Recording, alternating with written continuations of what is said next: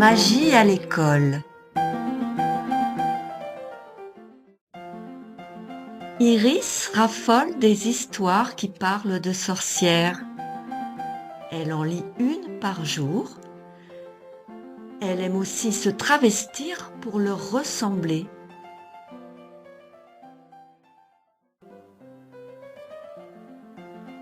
Rose adore les contes de fées.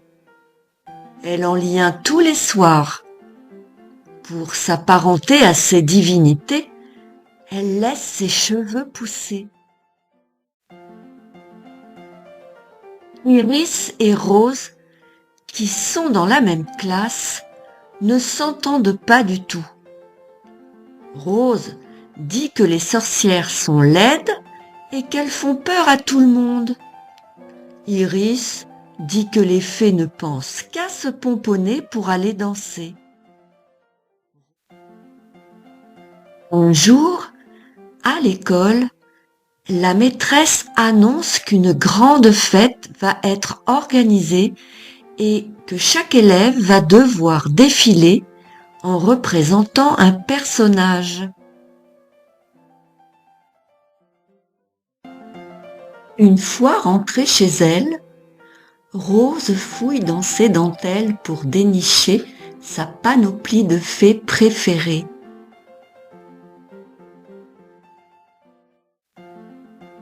Iris ouvre son coffre en bois pour en sortir sa tenue de sorcière favorite.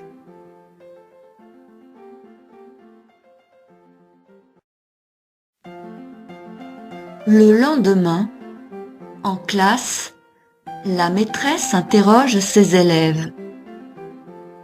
Racontez-moi quel personnage vous allez incarner à la fête. Marion sera déguisée en dragon, Olivier en pompier, Quentin en marin, Charlotte en astronaute et Xavier en infirmière. Socrate sera déguisé en pirate, Rémeur en danseur, Bérénice en institutrice, Bérangère en policière et Caldoune en clown. Fatou sera déguisée en loup-garou et Inès en princesse. Julien, lui, sera déguisé en magicien. Soudain, Rose qui s'ennuie se lève et demande très fort. « C'est long! Quand est-ce que je vais pouvoir parler ?» Iris est stupéfaite et sans lever son doigt, elle ajoute « Non mais tu te prends pour qui? Tu ne crois pas que tu vas parler avant moi ?»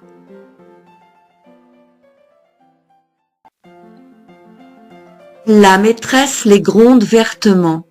« Dites donc, mesdemoiselles les Péronnelles, voulez-vous vous taire et écouter vos camarades ? Quelles sont ces vilaines façons d'interrompre les enfants qui s'expriment ? Vous parlerez quand je vous le demanderai. »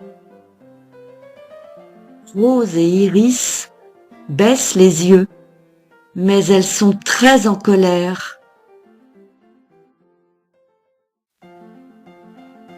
Lucas sera déguisé en soldat, Hervé en détective privé, Gauthier en jardinier et Alice en apicultrice, car elle adore manger des tartines avec du miel. Il ne reste plus que Rose et Iris qui n'ont pas encore exposé leur choix.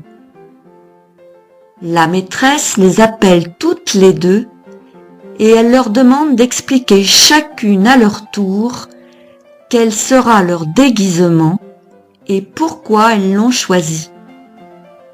C'est Iris qui commence parce que l'initiale de son prénom devance celui de Rose dans l'ordre alphabétique. « Je serai déguisée en sorcière, dit-elle. parce qu'elle fabrique des potions magiques pour soigner les gens. Moi, je serai déguisée en fée parce que, grâce à leurs dons, elles peuvent réaliser les rêves des enfants, affirme Rose.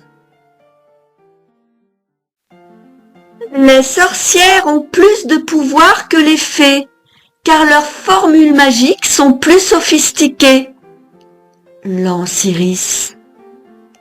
Absolument pas. Les fées possèdent des baguettes magiques qui émettent de la musique, et elles peuvent transformer tout ce qui leur chante, rétorque Rose.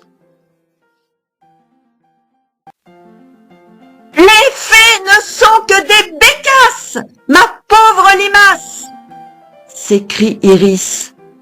Les sorcières ne sont que des harpies, ma pauvre chipie, hurle Rose. La maîtresse se fâche tout rouge. Soit vous arrêtez de vous disputer presto, soit vous retournez à vos places illico.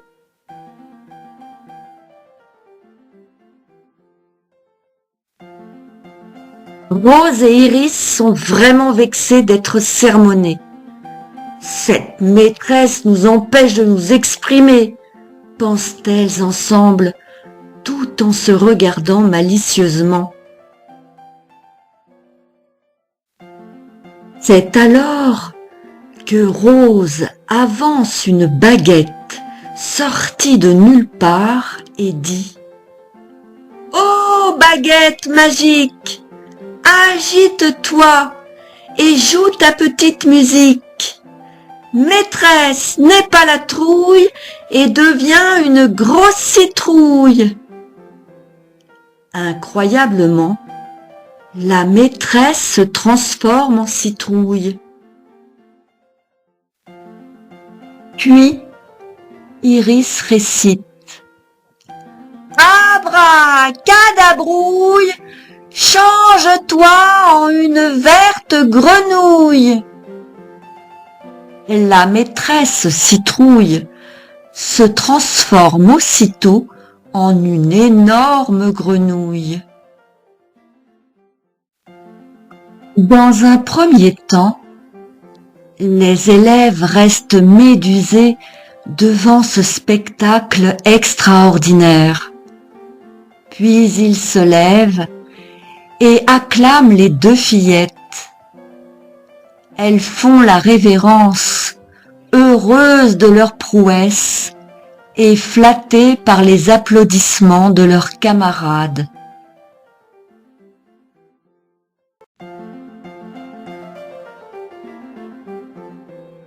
Iris chante alors en virevoltant. Abracadabrouille, grenouille redevient citrouille. Rose remue sa baguette de plus en plus vite et déclame. Baguette magique, agite-toi et joue ta petite musique. Maîtresse, n'aie pas la trouille et quitte ce corps de citrouille. La citrouille s'efface, laissant apparaître une pauvre maîtresse bien lasse. Elle est toute tourneboulée et ne comprend absolument rien à ce qui lui est arrivé.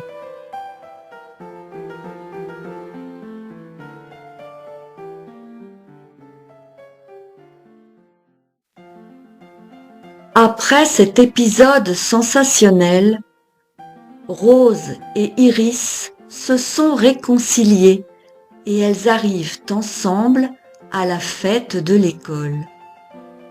Elles n'ont pas fini de s'amuser. Elles ont admis qu'une sorcière et une fée ne sont pas si différentes. Fées et sorcières peuvent toutes les deux faire régner le bien ou la malice, le mal ou la justice.